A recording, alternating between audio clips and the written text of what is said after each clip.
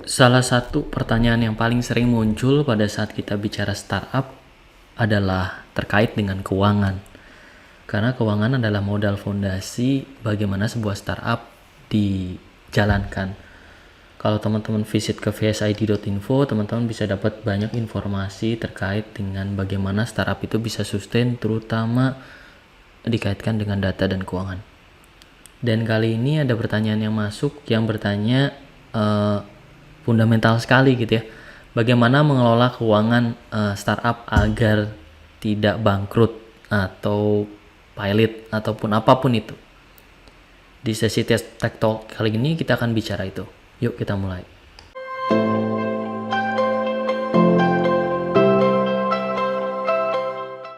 Pertama, kamu harus punya satu software untuk membantu kamu mengelola keuangan, ya.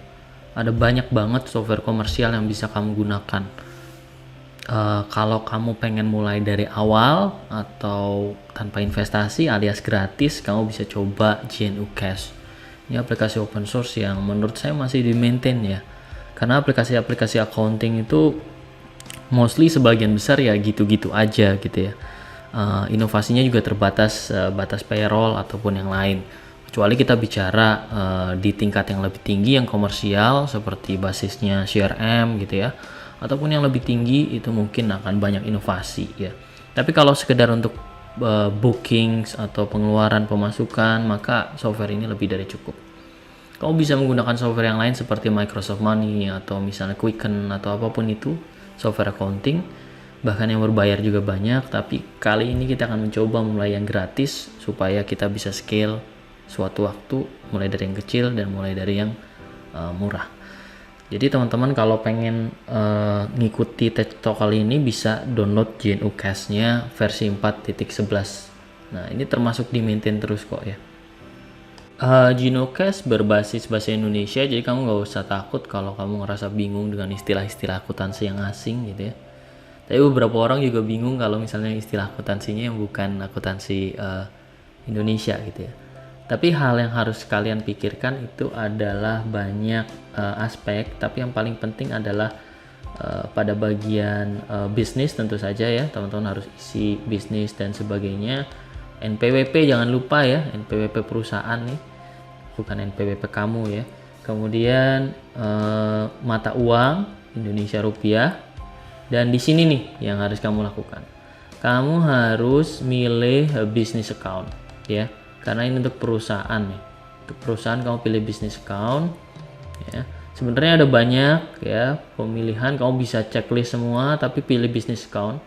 Nah, problemnya di GNU Cash ini belum ada Indonesia gitu ya. Jadi belum ada kategori berdasarkan Indonesia. Itu yang harus kamu buat sendiri. Dan di VSID kami sudah buatkan untuk kamu, jadi kamu bisa replicate saja ya.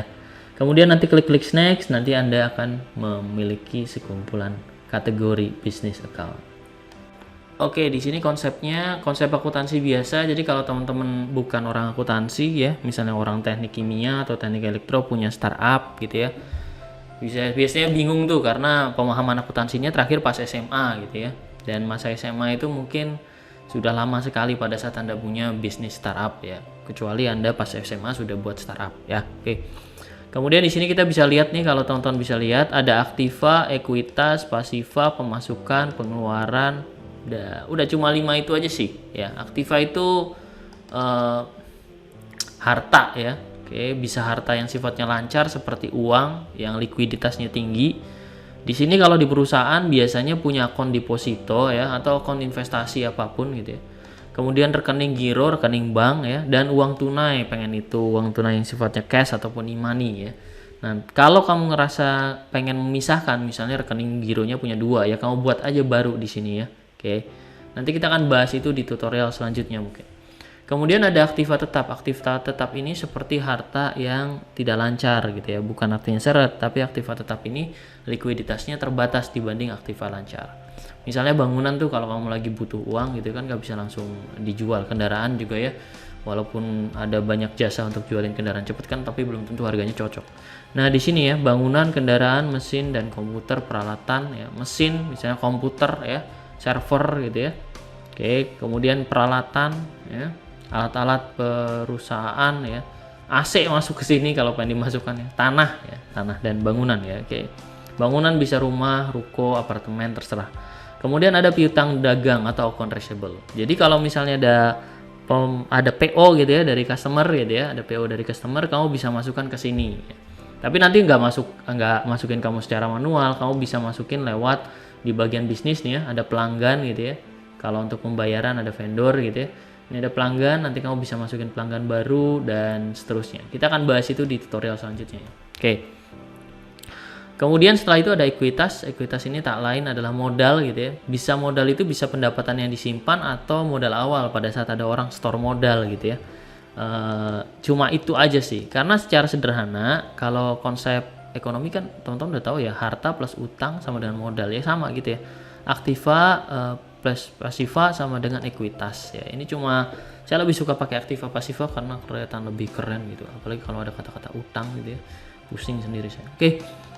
Nah, kemudian di situ ada pasiva. Pasiva ini biasanya bisa saja credit card kalau teman-teman punya credit card perusahaan gitu ya.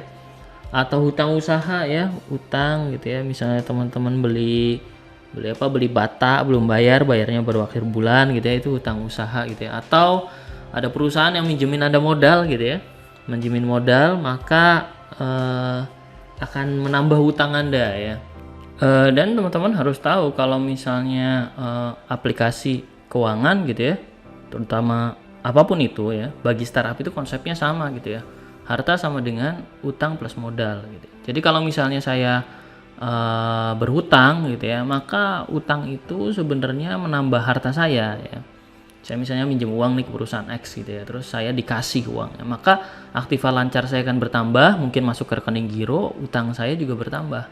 Sehingga aktiva sama dengan pasiva plus ekuitas gitu ya, harta sama dengan utang plus modal. Jadi double booking ini juga didukung di aplikasi GeoNucash ini. Nah, ini seperti layaknya hidup ya, pemasukannya cuma 4 poin tuh, 4 kategori. Jasa ya, kalau teman-teman fokusnya startupnya di jasa, kalau di barang ya pemasukan barang mungkin ya, pemasukan penjualan gitu ya, keuntungan penjualan peralatan. Jadi kalau kamu punya aset terus kamu jual ternyata menguntungkan, misalnya punya tanah terus dijual terus untung gitu ya, masukin ke sini pemasukannya. Pemasukan lainnya gitu ya, misalnya ada dapat undian gitu ya, perusahaannya dapat undian. Pendapatan bunga kalau misalnya naruh deposito atau naruh investasi kemudian dapat bunga, masukin ke sini ya. Tapi kalau kita bicara perusahaan startup itu lihat pengeluaran yang lebih banyak, jedek gitu ya. Oke, ada banyak banget pengeluaran di sini. Ada beban bunga pinjaman, orang yang nggak bayar utang gitu ya, biaya depresiasi atau penyusutan, biaya kantor seperti pengeluaran rumah tangga, misalnya beli sendok, mungkin beli garpu gitu ya, perbaikan kantor misalnya ada atap yang bocor ya, perbaikan komputernya ngehang harus ganti SSD ya, perbaikan peralatan gitu ya, AC-nya rusak gitu ya, harus ganti kabelnya gitu ya, perlengkapan kantor ya, mungkin seperti kertas, kemudian pulpen ya. Kemudian ada biaya operasional kendaraan, ini biasanya biaya BBM, biaya parkir juga ya, kadang parkir 5.000, 3.000, 6.000, 10.000 gitu ya, dimasukin sini. Biaya perbaikan dan perawatan, kalau misalnya mobilnya mogok gitu ya, atau misalnya motornya mogok gitu ya, atau ada pegawai yang ngeklaim lagi perjalanan dinas motornya mogok terus diklaim, maka masuk ke biaya perbaikan dan perawatan. Selain itu ada biaya pajak nih, ada pajak bumi bangunan PBB yang harus kamu bayar di awal tahun gitu ya. Bunga tabungan deposito ini biasanya kamu bisa lihat di payroll perusahaan ya, itu ada pajak bunga gitu ya. Kemudian ada pajak kendaraan bermotor ya, kalau kamu punya mobil dinas gitu ya, kemudian harus bayar pajaknya. Pajak penghasilan ini yang dibayar secara menyicil ya, setiap tahun, atau bayar di awal juga boleh kalau perusahaan sultan. Oke. Kemudian ada biaya produksi dan operasional. Ini biaya yang inti yang nanti akan kamu laporkan juga di neraca perpajakan ya. Seperti misalnya kalau kamu ngadain usaha tapi kamu harus punya lisensi gitu ya. Misalnya kalau pengen kamu ngadain training, kamu harus punya lisensi untuk pelaksanaan training tersebut, itu masuk ke biaya keanggotaan dan lisensi. Biaya konsumsi ini kalau misalnya Ini kebetulan bidang jasanya jasa pelatihan ya. Jadi biaya konsumsi kegiatan, kalau ngadain kegiatan terus ada konsumsinya itu masukin sini. Ya, biaya manajemen kegiatan kalau misalnya kamu membutuhkan biaya untuk memproses berbagai macam aktivitas ya, seperti event handling gitu ya dan sebagainya. Biaya pelatihan staff ini kalau biaya kamu gunakan untuk staff kamu supaya belajar, misalnya beli courses atau ikut pelatihan, ikut kursus gitu ya. Biaya pemasaran, biasa pemakaran dan promosi, ini biasanya marketing ya dan sebagainya. Biaya pembelian peralatan ya, ini kalau kamu beli peralatan seperti, tapi ini bedakan dengan peralatan kantor. Ini peralatan yang digunakan untuk perusahaan atau untuk jasa pelatihan tersebut. Misalnya kalau saya ngadain pelatihan IoT ya, itu kan udah include dengan IoT kit seperti Raspberry-nya ya, masukin situ ya. Kemudian biaya pengiriman ya udah tahu ya, perangkat lunak dan lisensi kalau kamu perlu beli perangkat lunak. Misalnya saya perlu beli Office 365, Visual Studio, atau cloud subscription yang lain, Azure misalnya ya. Biaya perlengkapan pelatihan ya, ini biaya perlengkapan misalnya merchandise gitu ya, pulpen, name tag dan sebagainya. Biaya teknisi dan narasumber ahli. Nah, hati-hati, beberapa biaya ini terkena pajak. Misalnya biaya pemasaran atau iklan, yang kalau kamu pasang iklan di baliho yang gede gitu ya, kamu mungkin harus bayar pajak daerah gitu ya, atau bayar pajak iklan. Teknisi juga kamu harus tahu, kalau teknisinya ini orang, maka kamu harus masukkan dia ke PPh 21 sebagai pegawai tidak tetap. Tapi kalau misalnya ini adalah organisasi gitu ya, kamu bisa kenakan mereka pajak jasa ya. Biaya royalti kalau kamu misalnya menggunakan aset tertentu seperti musik atau seperti yang lain, terus kamu harus bayar biayanya gitu ya. Gambar juga.